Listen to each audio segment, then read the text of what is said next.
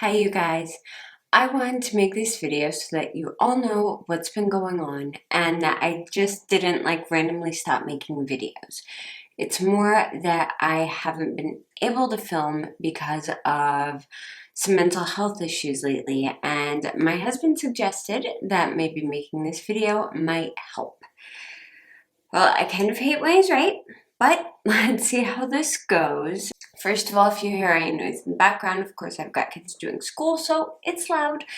It's going to be at times. I'll try my best to make sure that it's not too distracting. And also, I kind of did my hair very 90s today, and I'm loving it so much. So I went kind of full all Barbie pink, because pink makes me happy. Anyway, I titled this video 2020 Review and Mental Health Update. So let's cover the whole 2020 recap first. That's basically it. That's all of 2020. Giant dumpster fire. So the first month wasn't bad. January. Kids were in school. I had time to film videos and do basic things like take showers and leave the house more than once a week. January wasn't great, but it wasn't bad. It was just a typical January. In February, things started going downhill. A series of personal issues, from loss of a family friend to work slowdowns and the rumors of a virus making its way over here, which of course always makes me nervous. I was thinking, okay, maybe it's like Ebola. It will primarily stay over there and be handled, and nothing to worry about yet. In March, well, shit started getting really bad, really fast. Really fast. Within a week, we went from, it's all okay here, to, why is all the toilet paper gone? Why can't I find any canned goods? Shelves were empty. The good news is that due to anxiety, OCD, and the germ factory we like to call children in school, I always have a stock of face masks, sanitizer, and Lysol in the house because I always wear face masks during flu season anyway to prevent myself from getting the flu, or if the kids get it and spread it. We all get flu shots, but they're not 100% effective, but I always keep a good stock of stuff on hand. Now, by the second week of March, the schools were closed and our state went on full lockdown. At first I was like, okay, schools are closed, we're on lockdown, no big deal, we're fine, we're good. I can teach from home because I've done it before, whatever the teachers give us to work with, and I'm kind of an introvert and don't go many places anyway, no big deal. However, trying to teach my kids through their school's distance learning setup was a complete mess. My kids were not learning anything. Everything was disorganized. It was just a disaster. The teachers were trying their best, but they didn't have any good infrastructure to work with.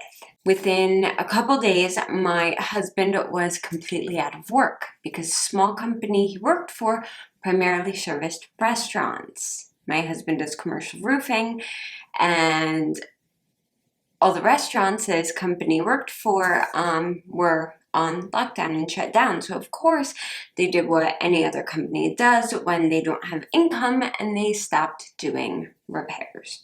So completely out of work. So I was home all day with my husband and 4 kids, losing my mind, okay?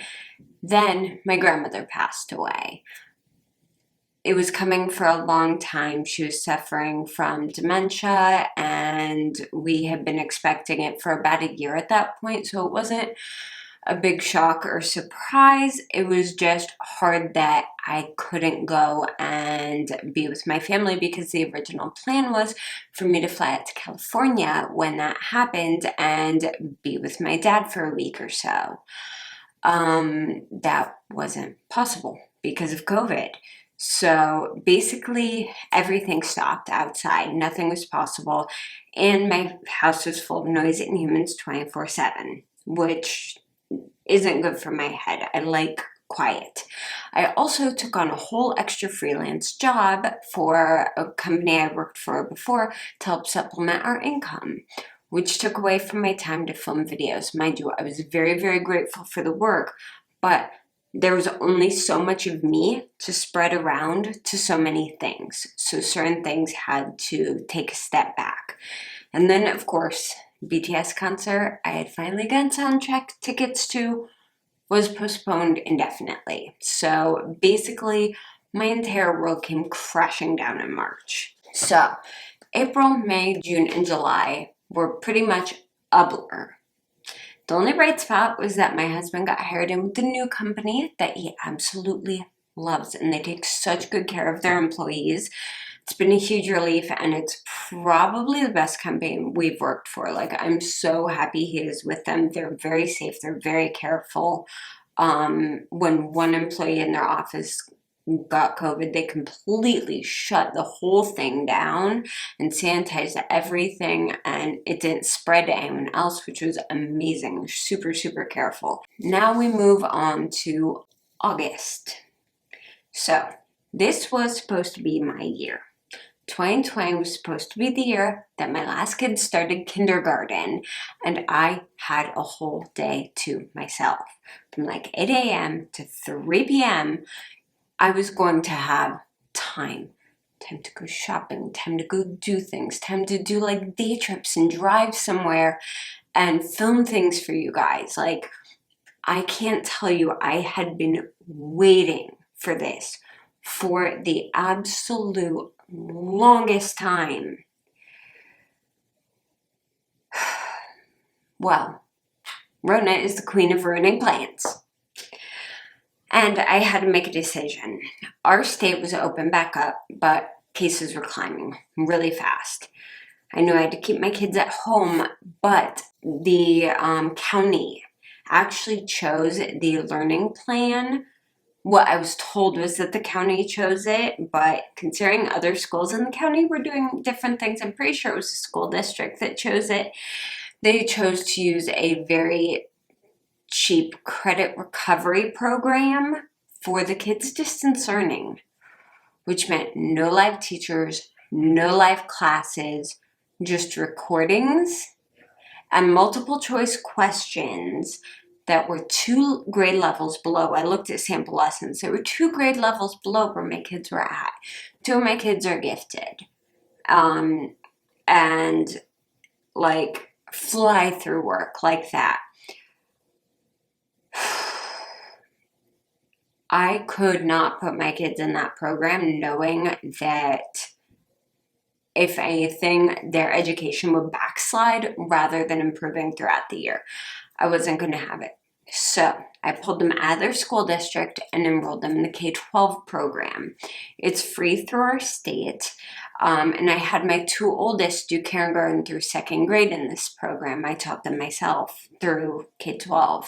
The great thing is it's got live classes for the older kids, like 3rd grade and up. It's live classes like all day long. They have homework, they have very specific things they have to do, but they can email their teachers, they can ask questions in class, there's participation, they can talk to other kids. It's as close to a live classroom option as you can get for distance learning.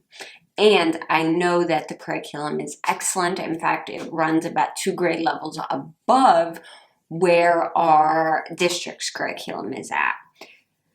However, for kindergarten, it's very hands-on. Basically, the teacher does about an hour of like a late circle time type teaching a day, and the rest of it is on me.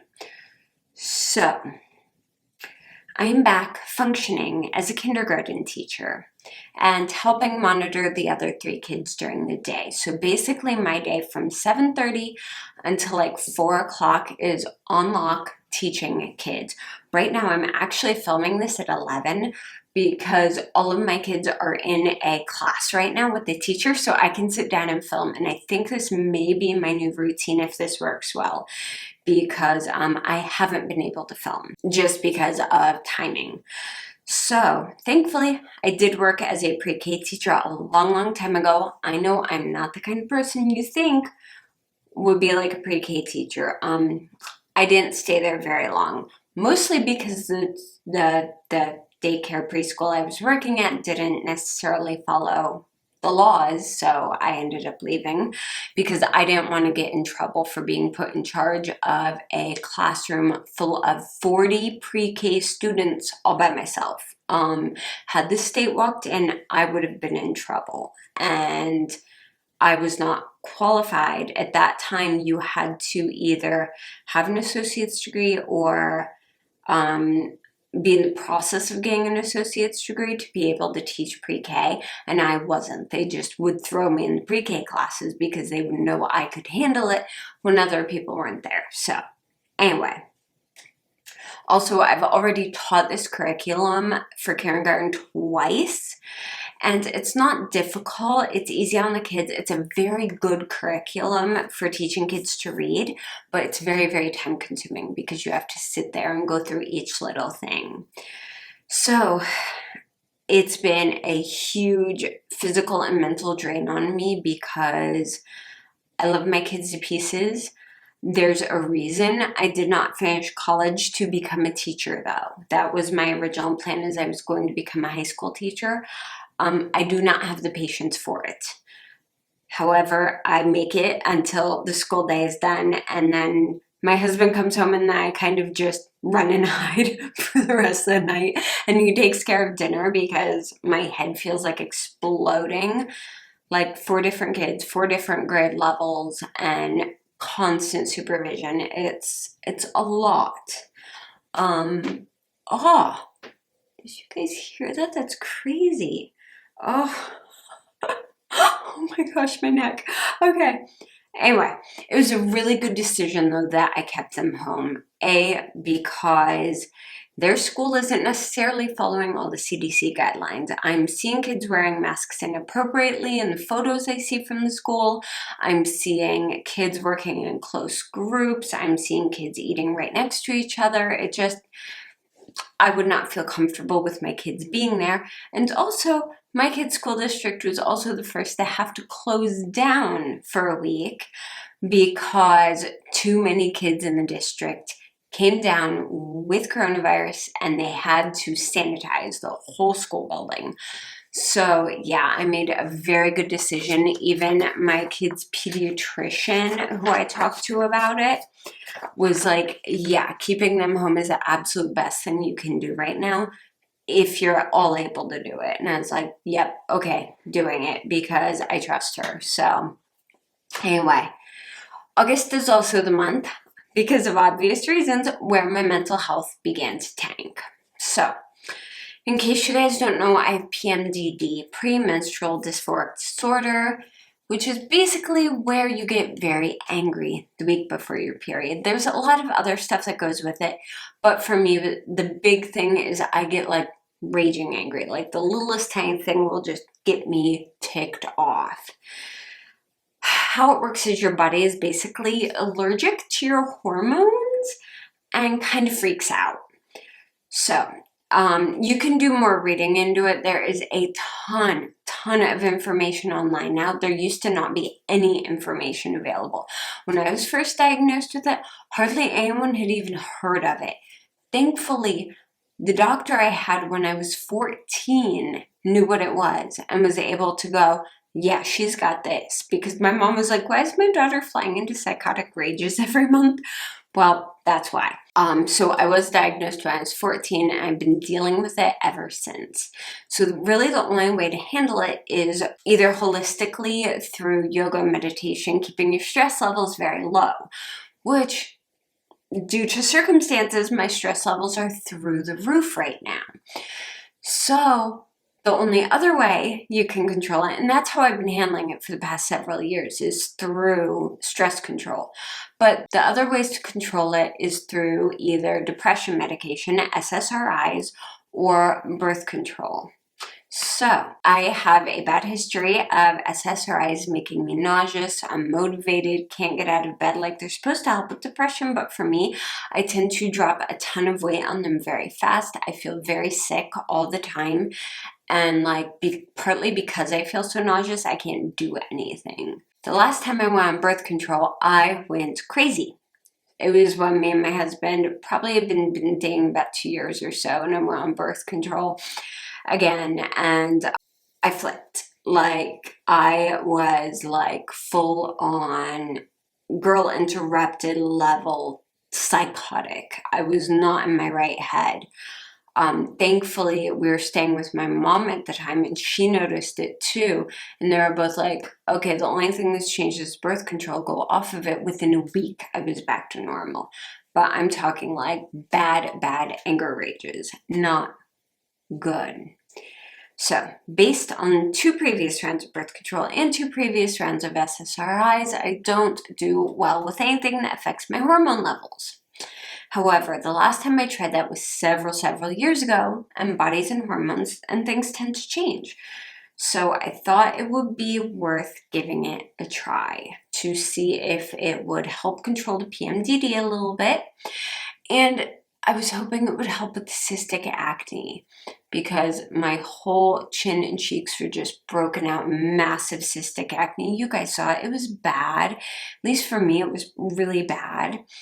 So I went and I talked to my gynecologist who I trust. I've known this woman for like, God, what is it now? Probably like 12 years.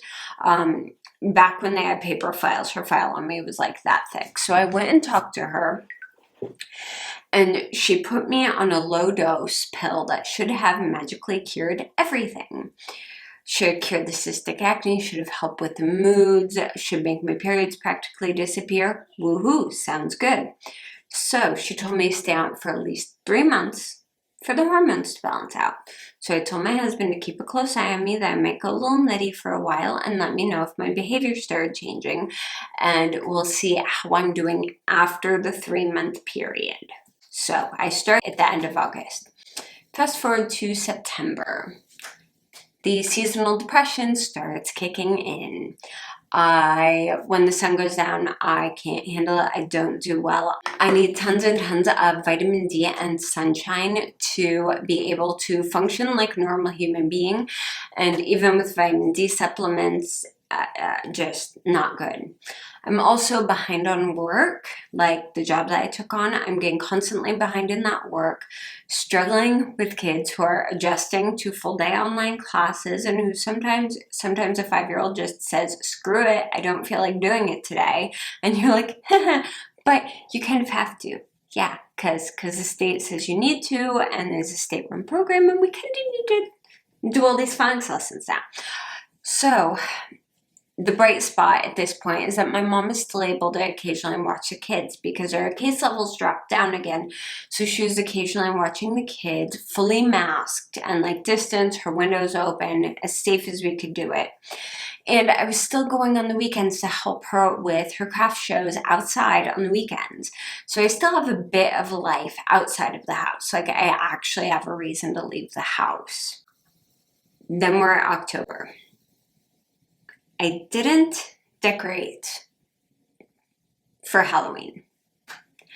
That should have been my first sign that something was wrong beyond a mild depression, the normal anxiety, all of that. The craft shows and the visiting my mom stopped as she's in a high-risk group, and we had to keep her healthy. That was literally my number 1 goal this year, was keeping my mom healthy, and it's one of my number 1 goals for this year as well. Cases started skyrocketing in our state. Surprise, they opened schools, people started going to restaurants again, sports started happening, and cases skyrocketed. There are a ton of anti-maskers around here, which is a big part of the reason why. My motivation tanked, and I stopped working on a business that I was trying to start, which I may still try and start, but we're going to wait until we get through, like, everything. I need to get through this first. So fast forward to November. This is when the fun panic attacks started again. So the panic attacks I had mostly under control, because you guys do know I have a panic disorder. They started coming back. I had managed to get it to where I'd only have a panic attack once a week, once every other week. Really, really okay. And then they'd usually be triggered by something. However, they started coming back really bad. 3 to 4 a day. which is beyond exhausting. I can't, unless you have panic attacks, I can't even describe to you how much physical energy it takes out of you and how much it just breaks you down. And having 3 to 4 a day was like the equivalent of like running a freaking marathon. Not that I would ever do that, so I have no idea what running a marathon is like, but I assume. It's like just feeling like you got completely drained. Also, what else is exhausting is bursting into tears at least once a day. I was crying at least once every single day. Full on meltdowns. Not like, oh, I'm a little bit sad, but full on sobbing meltdowns with no triggering events. This would just be like doing something in my office, working on something, or cooking dinner, or doing anything. I would just start freaking bawling. Not good. Also, I stopped caring about anything. Normally, I'm a very opinionated person. I will tell you what I think, even if it's not always the nicest thing. I'm working on that. The thing is that normally I have an opinion about everything. What I want to watch, what I want to eat, what I want to do. The phrase, I don't care, started flying out of my mouth at every single, what is your opinion on this type of question? I figured this was just a return of standard depression and some exercise and more vitamin D would help, because usually holistic stuff helps me a good bit. And this was like to the point where my husband would ask me, what would you like to eat? I was like, I don't care, I'll eat whatever you make me. Or I won't eat, I don't care. Like that level of bad. Okay, so we get through November, not a great month. The highlight was we went down to Easton for my birthday. I actually got to go outside and be around people, and we did it super safe, but it was incredible. But that feeling didn't last. It was like gone after we came back. So we get into December. Christmas is a very stressful time for me to begin with, so I thought it might just be not looking forward to the holiday, because we have a history of having very, very stressful holidays because issues of people not sticking to plans, things like that. So I tend to get very, very stressed.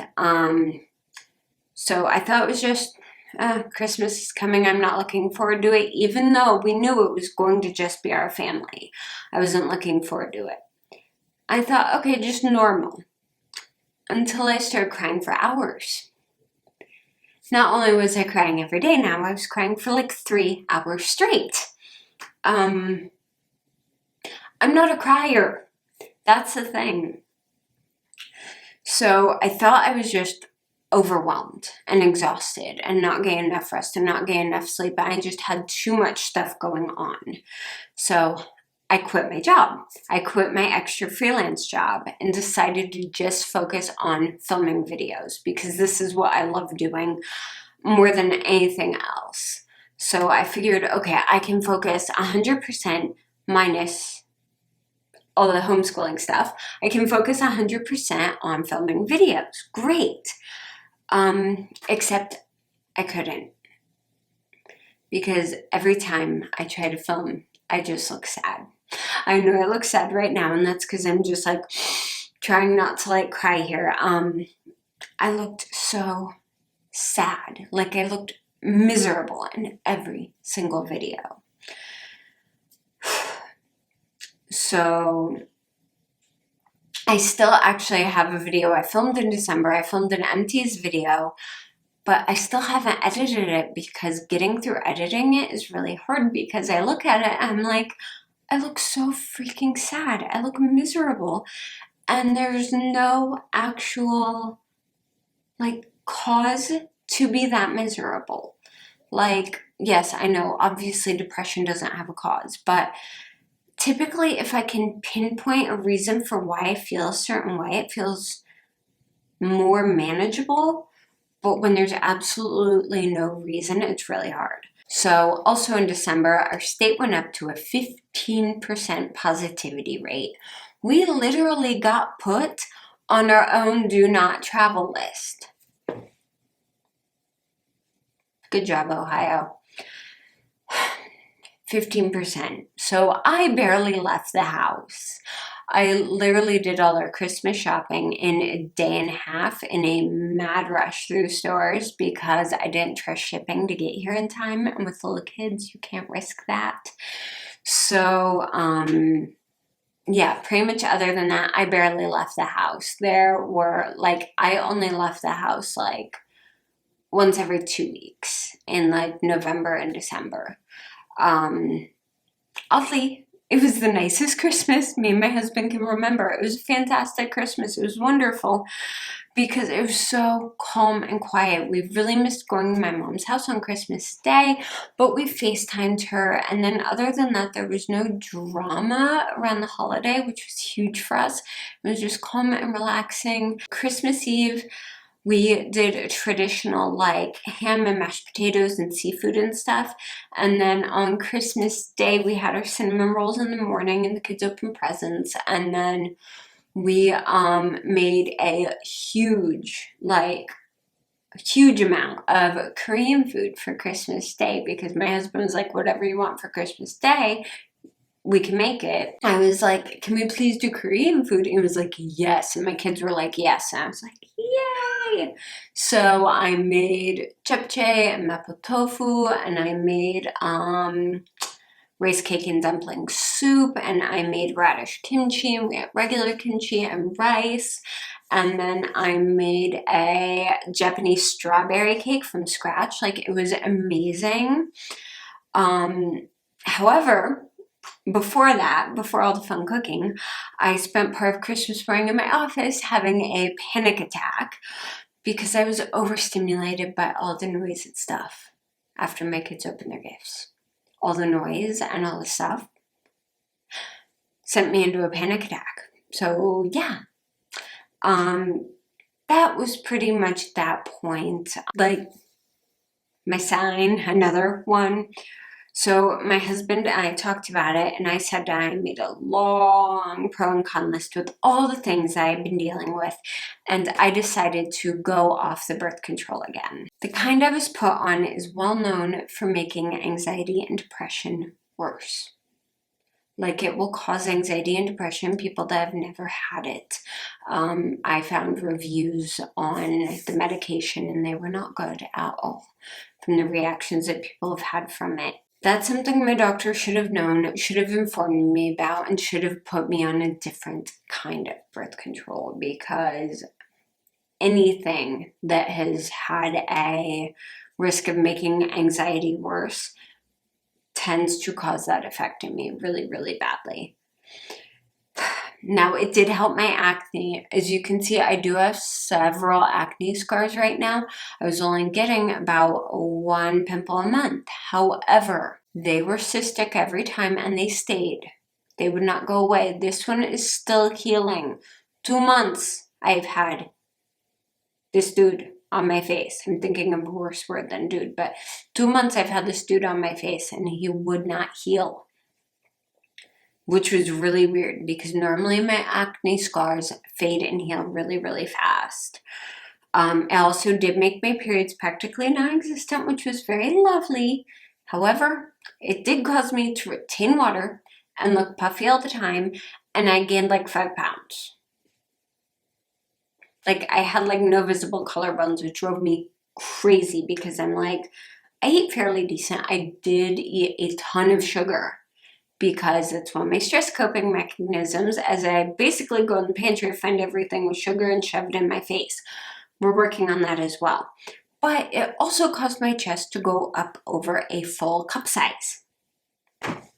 Most people would be like, yay! I'm like, no.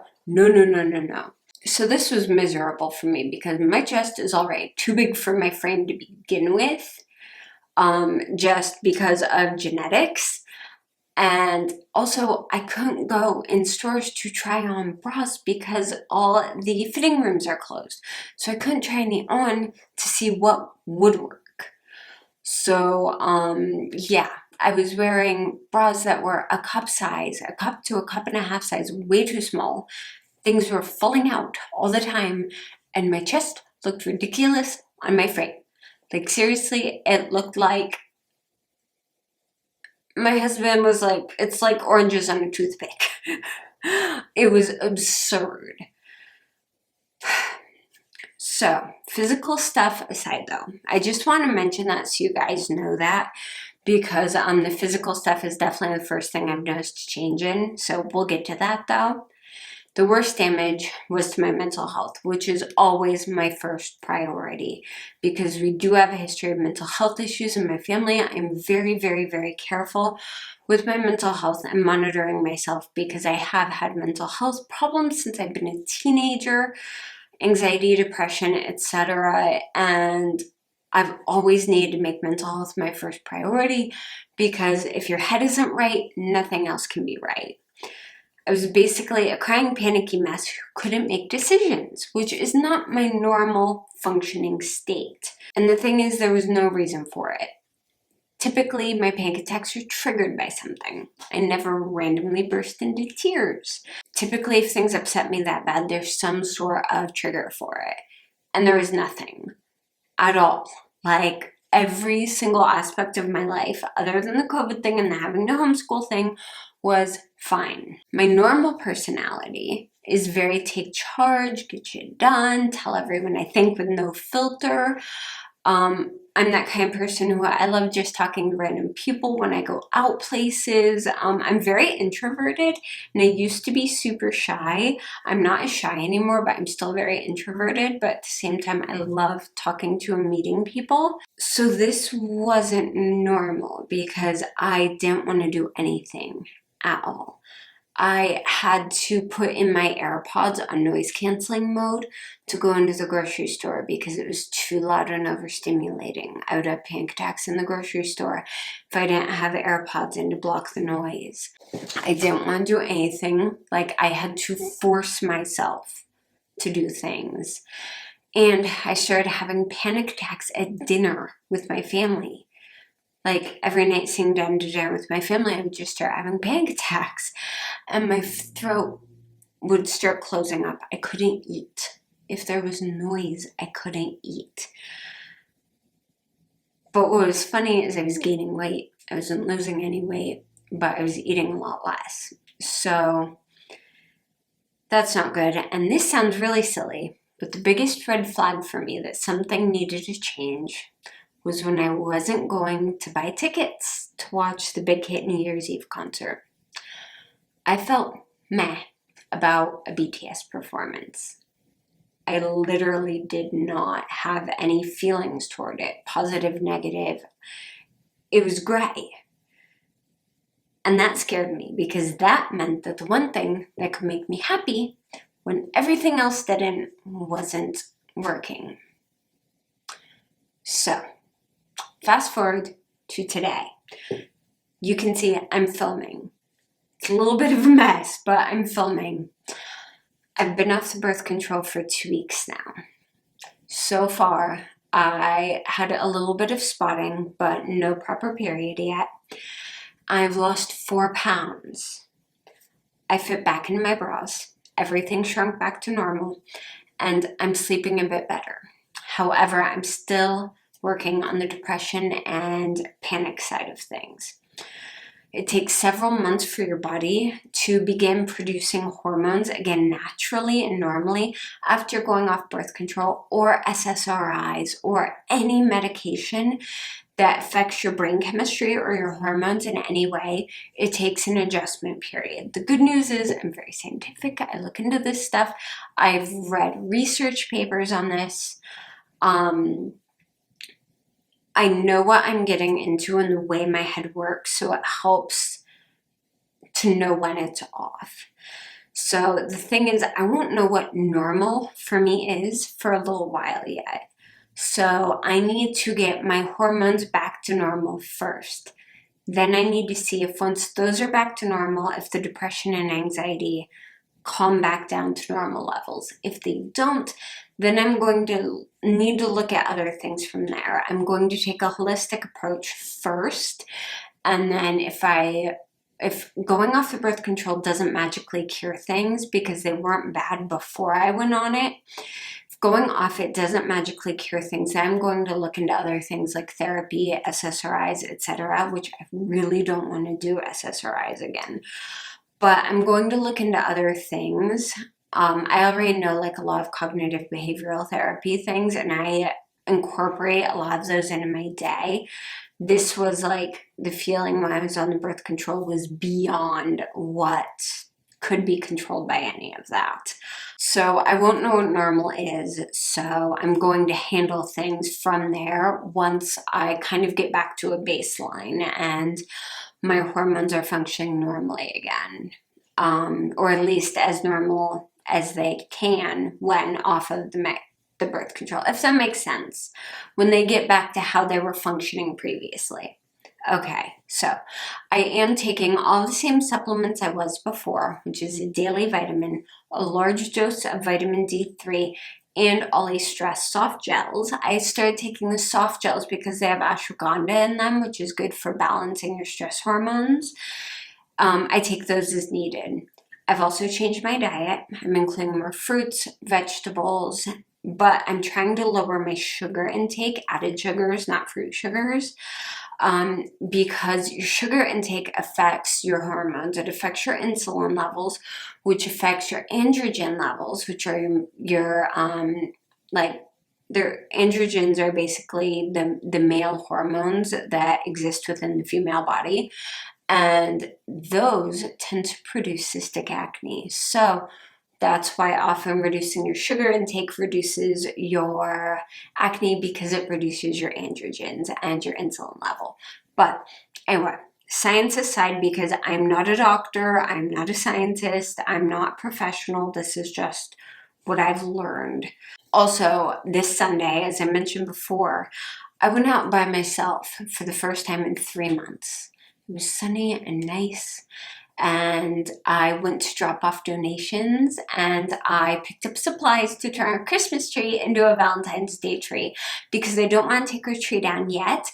It's really nice soft light in our living room, and I need to buy a lamp for our living room.